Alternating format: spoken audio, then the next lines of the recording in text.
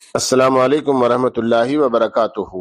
معروف عالم دین مولانا جلیل احسن ندوی رحمہ اللہ کی مشہور و معروف کتاب سفینہ نجات کے باب دعوت اللہ کے کام میں برکت اور قوت بخشنے والے ذرائع کے ذیلی عنوان توبہ کب تک قبول ہوگی، حدیث نمبر 358 پیش کرنے کی سعادت حاصل کرتا ہوں۔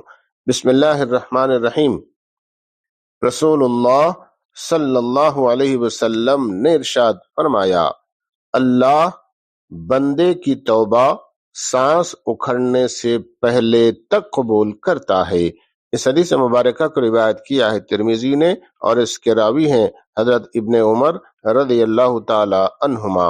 مولانا جلیل احسن ندوی رحمہ اللہ اس حدیث مبارکہ کی تشریح کرتے ہوئے لکھتے ہیں، اگر کسی نے ساری زندگی گناہوں میں گزاری ہو لیکن سانس اکھڑنے سے پہلے ہوش و حواس کی حالت میں سچی توبہ کی تو اللہ اس کے سب گناہ معاف فرما دے گا۔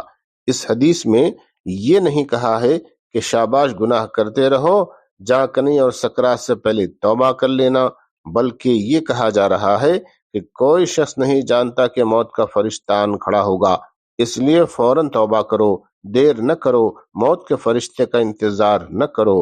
جو لوگ توبہ کے لیے موت کا انتظار کرتے ہیں عام طور پر توبہ کیے بغیر مر جاتے ہیں۔